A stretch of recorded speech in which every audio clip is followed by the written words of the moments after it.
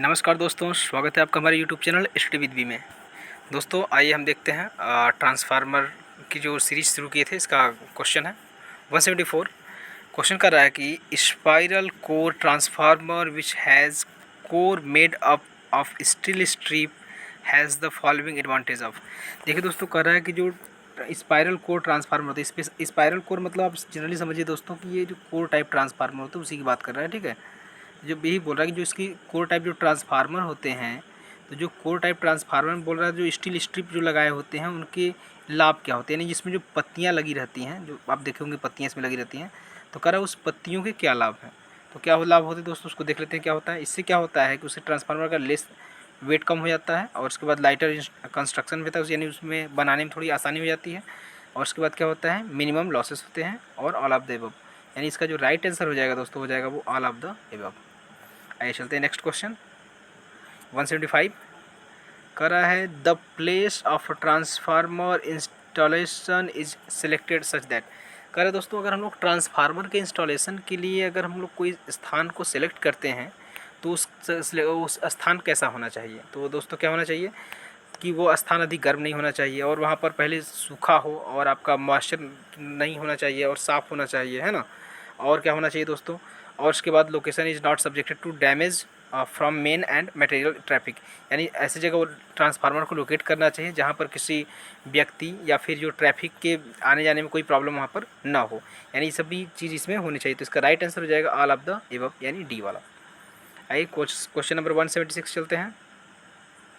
A transformer designed for installation in a tropical countries of in installed in a country cold country. देखिए दोस्तों, इसमें करा question में कि एक ट्रांसफार्मर जो कि डिज़ाइन किया गया है ट्रॉपिकल कंट्री। ट्रॉपिकल कंट्रीज क्या होते हैं दोस्तों, यानी जो आपका जो मकर रेखा और कर्क रेखा के बीच के जो देश होते हैं उसको क्या बोलते हैं हम लोग, ट्रॉपिकल कंट्रीज बोलते हैं। तो यानी बोल रहा है कि एक जो ट्रांसफार्मर है वो डिज़ाइन किया गया इन कंट्रीज़ के लिए, लेकिन अगर इन कंट्रीज़ के अलावा जो होता है अगर हम लोग उसको बाहर यूज़ करते हैं यानी कोल्ड कंट्री में यूज़ करते हैं तो उसके लिए क्या होना चाहिए। देखिए दोस्तों, जब बाहर कोल्ड कंट्री में यूज़ करेंगे तो जाहिर सी बात उसका क्या हो जाएगा, जो केवी रेटिंग है जिसका प्लेट है, नेम प्लेट की केवी रेटिंग से क्या होनी चाहिए, बढ़ाकर उसको यूज़ कर सकते हैं। तो इसका जो राइट आंसर हो जाएगा बी हो जाएगा। आइए चलते question number 177। Most widely used insulating and cooling transformer liquid. जो ट्रांसफार्मर में कूलिंग और इंसुलेशन के लिए जो लिक्विड यूज़ किया जाता है वो क्या होता है दोस्तों। तो क्या होता है दोस्तों, हमारा मिनरल ऑयल होते हैं। ठीक है, उसमें जो लिक्विड यूज करते हैं इंसुलेशन के लिए, ऑयल वगैरह के लिए, वो मिनरल ऑयल होते हैं। आइए क्वेश्चन नंबर 178 देखते हैं। 178 ये कह रहा है क्वेश्चन आपसे कि अ करेंट ट्रांसफार्मर इज। ये करेंट ट्रांसफार्मर क्या होता है दोस्तों, देखिए हम आपको फिगर दिखाते हैं, उस फिगर को देख लीजिएगा। तो देखिए ये फिगर है, तो ये करंट ट्रांसफार्मर क्या होता है दोस्तों, ये इस आप देखते होंगे पावर सिस्टम सबसे ऊपर ऐसे लगा रहता है ना। तो ये करंट ट्रांसफार्मर क्या होता है कि ये एक magnetic component to change current level, यानी क्या करता है, करंट लेवल को क्या करता है, चेंज करता है। तो देखिए जनरली अगर देखा जाए तो करंट ट्रांसफार्मर्स क्या करते हैं, हम लोग हाई करंट को मेजर करते हैं। ठीक है, और यहाँ हर जगह जो पावर सिस्टम होता है सबसे पहले लगा रहता है। और आपको एक बता दोस्तों, जब कभी भी फॉल्ट आता है तो हमेशा करंट ट्रांसफार्मर को शॉर्ट में क्या बोलते हैं, सीटी, और पोटेंशियल ट्रांसफार्मर क्या बोलते हैं, पीटी। तो ये कभी भी जब फॉल्ट आते हैं दोस्तों तो सबसे पहले सीटी और पीटी यही दोनों क्या होते हैं, जलते हैं, ख़राब होते हैं पावर सिस्टम में। ठीक है, तो इसको आप याद रखिएगा कि अगर फॉल्ट आता है पावर सिस्टम में तो सबसे पहले कौन सा इक्विपमेंट ख़राब होगा, तो सीटी या पीटी। सीटी पीटी दोनों रहेंगे तो सीटी पीटी सबसे पहले ख़राब होते हैं। ठीक है, तो जिसका राइट आंसर हो जाएगा दोस्तों क्या हो जाएगा, सी। आइए चलते हैं next question. Book holes relay is used in. देखिए दोस्तों, कह रहा है बुक होल्स रिले कहाँ यूज करते हैं। तो देखिए बुक होल्स रिले जनरली तो ट्रांसफार्मर के प्रोटेक्शन के लिए करते ही हैं, लेकिन देखिए इसको कहाँ पर यूज करते हैं, जो हमारा कंजर्वेटर लगा रहता है दोस्तों, कंजर्वेटर और जो टैंक रहता है ना। तो कंजर्वेटर और टैंक भी जो यहाँ पे पाइप जाती है, ये टैंक है यहाँ से। ठीक है दोस्तों, ये जो पाइप जाती है तो यहाँ पर हम लोग लगाते हैं बुक होल्स रिले। और ये करता क्या है दोस्तों, ये हमारा इंटरनल ट्रांसफार्मर के जो इंटरनल फॉल्ट आते हैं उसमें हमें क्या करता है, प्रोटेक्शन के लिए वार्निंग देता है और फिर क्या करता है, वो ट्रिप कर जाता है। पहले वार्निंग देगा, उसके बाद यानी आफ्टर क्या करेगा, ट्रिप कर जाएगा। ठीक है, तो यानी हम लोग कहाँ पर यूज़ करते हैं बुक होल्स रिले, करते हैं हम लोग ट्रांसफार्मर प्रोटेक्शन के लिए, ट्रांसफार्मर के रक्षण के लिए। आइए नेक्स्ट क्वेश्चन देखते हैं। क्वेश्चन नंबर 180 कह रहा book holes relay gives warning and protection against. कह रहा दोस्तों बुक होल्स रिले क्या होता है, वार्निंग देता है और प्रोटेक्शन किसके अगेंस्ट देता है, अगर ये कौन से फॉल्ट के अगेंस्ट जो होता है बुक होल्स रिले क्या करता है, वार्निंग देता है और प्रोटेक्ट करता है। तो अभी हमने आपको क्या बताया दोस्तों, इंटरनल फॉल्ट के लिए। ठीक है, तो जो इंटरनल फॉल्ट्स होते हैं वहाँ पर हम लोग इसका यूज करते हैं। तो आइए देख लेते हैं इसका क्वेश्चन जो है, आंसर देखिए यही है, electrical fault inside the transformer, यानी जो ट्रांसफार्मर के अंदर जो इलेक्ट्रिकल फॉल्ट्स आते हैं उन सब के प्रोटेक्शन के लिए हम लोग क्या करते हैं, बुक खोजी रिले का यूज करते हैं। ठीक है, आइए क्वेश्चन नंबर 181 देखते हैं। For power purpose sine wave shape is preferred because, कर दोस्तों कि जो पावर पर्पज होता है, यानी पावर जहाँ पर ट्रांसमिट करना होता है उसके उद्देश्य के लिए जो होता है हम लोग जो साइन वेव का ही उपयोग क्यों करते हैं। अब इसके पीछे देखिए रीजन क्या है, देखिए आप इसका पीछे रीजन जो बताता है दोस्तों इसके पीछे कि it is stable wave shape as the line parameters can not change, यानी जो इसका वेव शेप होता है, अगर आप पैरामीटर जो लाइन पैरामीटर क्या होते हैं आर एल और सी, तो जो ये इन सब की जो वैल्यू है इस पर क्या होती है, चेंज नहीं होती। पहला बात तो ये फैक्टर आप याद रखिएगा, आर एल सी यानी साइन वेव में क्या होते हैं, सबकी चेंज वैल्यू चेंज नहीं होती है। तो वही बोल रहा है दोस्तों कि it is a stable wave shape, इनका शेप जो है जैसा तैसा रहता है, और as the line parameter can not be change, और जैसे कि बताया हमने आपको लाइन पैरामीटर चेंज नहीं होता है। तो इसका राइट आंसर हो जाएगा सी। आइए क्वेश्चन नंबर 182 की बात कर लेते हैं। ए साइनोसॉइडल ईएमएफ, दोस्तों करा अगर एक साइनोसॉइडल जो ईएमएफ है इंड्यूस्ड होता है किसी में, तो क्या करता है, फ्लक्स से लीड करेगा लैग करेगा। ध्यान दीजिएगा दोस्तों, जो साइनोसॉइडल अगर ईएमएफ इंड्यूस्ड होता है तो सदैव फ्लक्स से क्या करता है, 90 डिग्री क्या करता है, लैग करता है। तो lags the flux induced by it by 90 degree. तो इसका राइट आंसर हो जाएगा डी। आइए चलते हैं आगे। The humming sound in a transformer is mainly due to, देखिए दोस्तों बोल रहा है कि जो ट्रांसफार्मर में जो हमिंग साउंड आती है वो किसके कारण आती है, यानी जो आप ट्रांसफार्मर के पास से कभी गुजरे होंगे तो वहाँ पर आपको करके इससे कुछ आवाज़ आती है, तो वहाँ पर क्या होता है दोस्तों, मैग्नेटो स्ट्रक्शन होता है। आप कहेंगे सर ये मैग्नेटो स्ट्रक्शन क्या है, इसके बारे में बताइए। देखिए जो मैग्नेटो स्ट्रक्शन का मतलब होता है कि दोस्तों जो मैग्नेटिक डिस्टॉर्शन के कारण, यानी आप चुंबकित और विचुंबकित होने के कारण जो उसमें से होते हैं उसके कारण होता है जो हमिंग की आवाज़ आती है। ठीक है, तो याद रखिएगा कि यहाँ पर मैग्नेटिक डिस्टॉर्शन होता है, इसको क्या बोलते हैं, मैग्नेटिक डिस्टॉर्शन बोल सकते हैं आप जो है, मैग्नेटिक डिस्टॉर्शन, यानी जो मैग्नेट्रिक्शन का मतलब क्या हुआ, मैग्नेटिक डिस्टॉर्शन, यानी जो चुंबकी है उसमें विरूपण उत्पन्न हो जाता है। ठीक है, चलिए तो इसका राइट आंसर क्या हो जाएगा दोस्तों, मैग्नेटो स्ट्रक्शन, यानी ए वाला। आइए क्वेश्चन नंबर 184 की बात कर लेते हैं। The advantage of a putting tapping at the phase end of a transformer is, कर दोस्तों कि जो ट्रांसफार्मर की जो टैपिंग की जाती है हमेशा फेज की तरफ ही की जाती है, क्योंकि इसके लाभ क्या होते हैं। देखिए तो लाभ क्या होता है दोस्तों, इसमें जो नंबर ऑफ़ बुशिंग होते हैं वो कम हो जाते हैं। तो नंबर ऑफ़ बुशिंग क्या, बुशिंग जानते हैं दोस्तों क्या होता है, जो आप ट्रांसफार्मर देखे होंगे तो ट्रांसफार्मर के ऊपर जैसे देखिए आप यहाँ पर ऐसे लगा रहता है ना, ऐसे ऐसे ऐसे ऐसे लगा रहता है, यहाँ पर ऐसे ऐसे 3 रहते हैं, तो ये देखिए ऐसे ऐसे यहाँ पर वायर रहता है, इसको हम लोग क्या बोलते हैं दोस्तों, बुशिंग बोलते हैं। आप फिगर देख लीजिएगा इसमें भी समझ में आ जाएगा, जिसको हम लोग क्या बोलते हैं, बुशिंग बोलते हैं। तो वही बोल रहा है कि अगर हम लोग इसको फेज इंड्स करते हैं तो जो इनकी नंबर ऑफ बुशिंग है, इनकी जो संख्या है, इसको हम लोग क्या कर सकते हैं दोस्तों, कम कर सकते हैं। तो देन इसका राइट आंसर क्या हो जाएगा हमारा, सॉरी हाँ, तो जिसका राइट आंसर हो जाएगा क्या हो दोस्तों, to reduce the number of bushing, number of bushing को कम करने के लिए। आइए क्वेश्चन नंबर 185 की बात कर लेते हैं। In a 3 phase delta transformer one of the phase burn up the transformer will supply, देखिए दोस्तों कह रहा है कि एक 3 फेज ट्रांसफार्मर होता है और 3 फेज ट्रांसफार्मर में से अगर कहता है उसका डेल्टा कनेक्टेड है और उसमें से जो बोलता है अगर एक फेज उसका बर्न हो जाता है, सपोज करिए दोस्तों ये देखिए ये हमारा है 3 डेल्टा कनेक्टेड ट्रांसफार्मर है। ठीक है, अब कह रहा है कि इसका अगर एक फेज बर्न हो जाए, सपोज करिए कि इसका ये वाला फेज बर्न हो जाए, तो कह रहा है तब ये कितने पावर को हैंडल कर सकता है। तो दोस्तों कितने पावर को हैंडल करता है वो याद रखिएगा, 57.7% ऑफ द फुल लोड, यानी फुल लोड का ये 57% क्या करता है, ये हैंडल कर सकता है। ठीक है, तो देखिए इसका ऑप्शन क्या है, तो कहीं 57 दिख नहीं रहा दोस्तों, तो इसका नन ऑफ द एबव हो जाएगा आंसर। ठीक है, राइट आंसर ये। चलिए नेक्स्ट क्वेश्चन चलते हैं, 186 की बात करते हैं। When a 440 volt 220 volt of DC transformer is connected to 400 volt DC supply, कह रहा है दोस्तों कि एक जो है 440 और 220 वोल्ट का एक ट्रांसफार्मर है, कह रहा है इसको अगर हम लोग 400 वोल्ट की डीसी सप्लाई से सब कनेक्ट करते हैं तो क्या हो जाएगा। देखिए दोस्तों अगर डीसी सप्लाई से कनेक्ट करेंगे तो जो हमारा ट्रांसफार्मर हो जाएगा वो क्या हो जाएगा, बर्न हो जाएगा, क्योंकि हमारा जो ट्रांसफार्मर वर्क करता है वो अल्टरनेटिंग करंट, यानी जो वेरिएबल अगर चेंज इन फ्लक्स पर काम करता है। अगर जहाँ पर फ्लक्स ही चेंज नहीं होगा तो वहाँ पर क्या हो जाएगा, केवल जो इंड्यूस्ड ईएमएफ होगा केवल एक बार उठेगा, प्राइमरी में इंड्यूस्ड होगा और उसके बाद फिर होगा ही नहीं वो। ठीक है, इसलिए वो क्या करेगा, उसकी प्राइमरी वाइंडिंग टोटली क्या हो जाएगी, जल जाएगी। ठीक है, तो जो इसका राइट आंसर हो जाएगा वो हो जाएगा हमारा ए। नेक्स्ट क्वेश्चन की बात करते हैं, 187 की बात करते हैं। In high frequency transformer ferrite score are used because a ferrite score has. देखिए दोस्तों, कर रहा है कि जो हाई फ्रीक्वेंसी ट्रांसफार्मर के लिए जो कोर होते हैं, फेराइट कोर होते हैं, इसका ही यूज क्यों करते हैं, फेराइट कोर का यूज क्यों करते हैं, बताना है।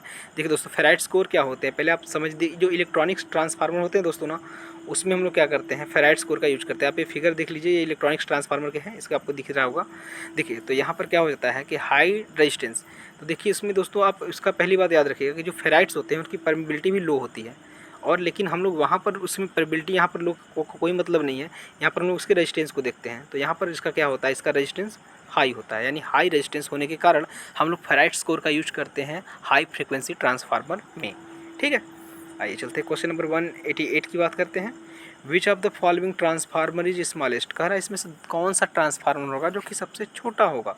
सबसे छोटा कौन सा होगा दोस्तों, देखिए तो पहले सबकी केवी रेटिंग चेक कर लीजिए दोस्तों, सबकी केवी रेटिंग देखो सेम है। तो अब इसमें क्या होता है कि जिसकी फ्रीक्वेंसी सबसे अधिक रहती है वो ट्रांसफार्मर क्या हो जाएगा, आपका सबसे छोटा हो जाएगा। तो जिसका राइट आंसर हो जाएगा आपका हो जाएगा ये वाला, इसका राइट आंसर। देखिए सबसे अधिक फ्रीक्वेंसी किसकी है, ए की है ना। चलिए क्वेश्चन नंबर बात कर लेते हैं, 189 की बात करते हैं। The purpose of a breather in a transformer is. देखिए दोस्तों, कह रहा है कि जो ट्रांसफार्मर में जो ब्रीदर का यूज है वो कहाँ पर करते हैं, यानी क्यों करते हैं। ठीक है, तो आपको बताना है। तो देखिए क्या करता है ब्रीदर, आप देखे होंगे ट्रांसफार्मर में, देखिए हम एक फिगर दिखा रहे हैं जो इसमें देखे होंगे, बाहर ट्रांसफार्मर बाहर लगाता है, इसमें नीले रंग का जो सिल्का जेल भरते हैं इसमें ब्रीदर में। ठीक है, और ये करता है क्या दोस्तों, ये कि नमी को एब्जॉर्ब करता है अपने अंदर। तो जब ये ब्लू कलर का होता है तो वो उसमें इसके अंदर जो नमी को एब्जॉर्ब करने की कैपेसिटी रहती है अधिक रहती है। लेकिन जैसे जैसे नमी को एब्जॉर्ब करता है तो इसका रंग बदलता है, यानी जो सिल्का जेल है उसका रंग बदल कर क्या हो जाता है, पिंक हो जाता है, गुलाबी कलर का हो जाता है। ठीक है, अगर गुलाबी कलर आपको दिख जाए तो समझिएगा कि इसके जो नमी जो यानी एटमॉस्फेयर से जो मॉइस्चर जो एब्जॉर्ब करने की कैपेसिटी है वो ख़त्म हो जाती है। तो आपको इतनी बात समझ में आ गई। तो इसमें क्या कहेंगे दोस्तों आप कि जो ब्रीदर इन अ ट्रांसफार्मर क्यों यूज करते हैं, किस पर्पज़ के लिए यूज करते हैं, to extract the moisture from the air, यानी जो एयर से ये नमी को अवशोषित करने के लिए इसका उपयोग किया जाता है। क्वेश्चन नंबर 190 की बात करते हैं। Cross over winding are used for. देखिए जो क्रॉस ओवर वाइंडिंग है इसका यूज करते हैं, किस लिए करते हैं भाई, देख लेते हैं। तो क्रॉस ओवर वाइंडिंग क्या करते हैं दोस्तों, high voltage winding of A small rating transformer, यानी जो स्मॉल रेटिंग ट्रांसफार्मर में जो होते हैं हाई वोल्टेज की, अगर हाई वोल्टेज का हमें ट्रांसफार्मर चाहिए लेकिन उसकी रेटिंग क्या होनी चाहिए, कम होनी चाहिए, तो वहाँ पर हम लोग इसका यूज करेंगे। ठीक है, तो जिसका राइट आंसर हो जाएगा वो हो जाएगा B, high voltage winding of a small rating transformer. आइए चलते हैं नेक्स्ट क्वेश्चन पर। क्वेश्चन नंबर 191 की बात करते हैं। जी बिल्कुल, देखिए क्वेश्चन नंबर 191 क्या कर रहा है कि in a core type transformer the concentric winding are used with. देखिए दोस्तों, अभी जस्ट उसका उल्टा होता है। क्या बोला है दोस्तों कि sorry, the core type transformer the concentric winding are use. जो कंसेंट्रिक वाइंडिंग होती है वो कैसे यूज करते हैं, तो क्या करते हैं दोस्तों, low voltage winding placed next to the core level, यानी जो हमारे पास जो कोर होता है उसमें कोर के पास जो होता है ना ये दोस्तों, अगर ये कोर है तो इसमें कोर के पास में जो होता है सबसे पहले हम लोग क्या करते हैं, यहाँ पर लो वाइंडिंग को यूज करते हैं, इसके ऊपर क्या करते हैं हम लोग, हाई वोल्टेज वाइंडिंग को यूज करते हैं। तो वही दोस्तों इसमें करा है कि the low voltage winding placed next to the core, ये हो जाएगा ये। आइए क्वेश्चन नंबर 192 की बात करते हैं। The yoke section of a transformer using hot rolled laminations is made 15% greater than that of the core so as to. देखिए दोस्तों, कह रहा है जो योक होता है, आप योक समझते हैं क्या होता है, देखिए ये होता है हमारा ट्रांसफार्मर। अगर ये हमारा ट्रांसफार्मर है तो हम इसकी बात करते हैं, तो ये रहा, तो ये जो है इसको हम लोग बोलते हैं दोस्तों योक, इसको क्या बोलते हैं योक। तो वही बोल रहा करो दोस्तों, इसका जो साइज होता है वो 15%, ये कोर है ना, ये कोर है, ये कोर है, तो इन कोर से जो इसका साइज होता है वो क्या होता है 15% अधिक होता है। क्यों, तो क्यों होता है अधिक, तो इसमें reduce the iron losses in yoke and magnetisation current, यानी जो मैग्नेटाइजिंग करंट जो होता है उसको कम करने के लिए और कोर लॉसेस को कम करने के लिए हम लोग क्या करते हैं, इसका यूज करते हैं। इसका राइट आंसर हो जाएगा सी। आइए क्वेश्चन नंबर देखते हैं। जी बिल्कुल, question number 193। When two single phase transformer are running in a parallel and if the impedance triangle of the transformer are not identical in shape and size, then कह रहा दोस्तों कि आपके पास दो सिंगल फेज ट्रांसफार्मर हैं जो कि दोनों पैरेलल में ऑपरेट हो रहे हैं, कह रहा है लेकिन उनका जो इम्पीडेंस ट्रायंगल है वो सेम नहीं है। ठीक है, तो आप इसमें से क्या हो सकता है जो शेप एंड साइज में समान है। देखिए इम्पीडेंस ट्रायंगल सेम नहीं, यानी उसका इम्पीडेंस सेम नहीं है। जब उनका इम्पीडेंस सेम नहीं है दोस्तों, तो वो क्या करेगा कि वो पावर फैक्टर को इक्वली डिस्ट्रीब्यूट नहीं करेगा कॉमन लोड पर भी, ठीक है। तो इसका जो राइट आंसर हो जाएगा, देखिए हो जाएगा power factor eight which the transformer operate will be different from one another and again these will be different from the power factor of common load. कह रहा दोस्तों इसका जो पावर फैक्टर होगा कभी इक्वल नहीं होगा, ठीक है। और इनकी जो लोड शेयरिंग रहेगी दोस्तों क्या हो जाएगी, वो डिफरेंट हो जाएगी। तो इसका जो राइट आंसर हो जाएगा बी। आइए चलते हैं क्वेश्चन नंबर 194 की बात करते हैं। What is the typical use of N auto transformer. जो ऑटो ट्रांसफार्मर होता है उसका टिपिकल यूज क्या करते हैं, यानी जो ट्रांसफार्मर का यूज प्रायः कहाँ पर किया जाता है। तो ट्रांसफार्मर का यूज कहाँ पर करते हैं दोस्तों, वेरिएबल ट्रांसफार्मर के लिए करते हैं। वेरिएबल वोल्टेज, यहाँ पर हमें वेरिएबल वोल्टेज की ज़रूरत होती है, या कांस्टेंट वोल्टेज, या हाई वोल्टेज, लो वोल्टेज। तो वहाँ पर हम लोग करते क्या है, यहाँ पर ऑटो ट्रांसफार्मर का यूज करते हैं। किसका करते हैं दोस्तों, ऑटो ट्रांसफार्मर का यूज करते हैं, ठीक है। वेरिएबल ट्रांसफार्मर, यानी हम लोग कह सकते हैं कि auto transformer use as a variable transformer. तो नेक्स्ट क्वेश्चन की बात करते हैं, 195 की बात करते हैं। In a transformer the magnitude of a mutual flux. कह रहा है देखो ट्रांसफार्मर में जो होता है मैग्नीट्यूड ऑफ म्यूचुअल फ्लक्स क्या होते हैं, तो कैसे वेरीज करता है। जो म्यूचुअल फ्लक्स होते हैं दोस्तों, हम आपको बता दें कि transformer has a main flux constant main flux device है। यानी जो ट्रांसफार्मर में जो फ्लक्स होते हैं दोस्तों क्या होते हैं हमेशा वो कांस्टेंट होते हैं, इसको आप याद रखिएगा। तो जो होता है ये सभी लोडों के लिए क्या होता है, म्यूचुअल फ्लक्स समान रहेंगे। तो इसका जो राइट आंसर हो जाएगा D, same at all loads. चलिए नेक्स्ट क्वेश्चन चलते हैं, question number 196। The principle of working of a transformer is. तो जो प्रिंसिपल का जो ट्रांसफार्मर का जो वर्किंग प्रिंसिपल है वो क्या आता है। तो बच्चों को पता है, किसी बच्चे से पूछ लेंगे बता देगा दोस्तों, म्यूचुअल इंडक्शन, ठीक है। इसका राइट आंसर हो जाएगा ए। आइए क्वेश्चन चलते हैं, 197 की बात करते हैं। Which of the following is not a fitting on a transformer. तो ट्रांसफार्मर के ऊपर इसमें से क्या नहीं लगा रहता है। तो कम्यूटेटर देखिए दोस्तों बिल्कुल नहीं लगा रहता है। तो कहाँ लगता है कम्यूटेटर, ये होता है मोटर में। कंजर्वेटर होता है बिल्कुल, और ब्रीदर भी होता है, और बुखोल रिले भी होता है, अभी हमने बताया ही आपको। तो जो इसका राइट आंसर हो जाएगा वो हो जाएगा ए, ठीक है। क्वेश्चन नंबर 198 की बात करते हैं। In a transformer the insulating material में फेल ड्यू टू। देखिए ट्रांसफार्मर में जो इंसुलेटिंग मटेरियल होता है वो किसके कारण ख़राब हो सकता है, यानी फेल कर जाएगा, यानी ख़राब हो जाएगा। किस कारण, अगर देखिए मॉइस्चर रहेगा तो भी हमारा ख़राब हो जाएगा, डस्ट के कारण भी ख़राब होगा। वाइट्स इन द वाइंडिंग, अगर उसमें जो वाइंडिंग है उसमें कुछ जगह खाली स्थान रह जाएंगे तो भी वो ख़राब हो जाएगा। यानी इसका ऑल ऑफ द एबव हमारा सही हो जाएगा। जो इसका राइट आंसर हो जाएगा वो हो जाएगा हमारा D, all of the above. Question number 199 या लास्ट क्वेश्चन कर लीजिए इस वीडियो का। करा दोस्तों, the reactance of a transformer depends on. जो ट्रांसफार्मर का जो रिएक्टेंस होता है वो किस पर डिपेंड करता है, किस पर डिपेंड करता है दोस्तों, लीकेज फ्लक्स पर डिपेंड करता है, ठीक है। ट्रांसफार्मर का जो रिएक्टेंस होता है वो लीकेज फ्लक्स पर डिपेंड करता है, ठीक है दोस्तों। अगर वीडियो आपको पसंद आया हो तो एक बार लाइक करिएगा और दोस्तों के साथ शेयर जरूर करिएगा। Thanks for watching.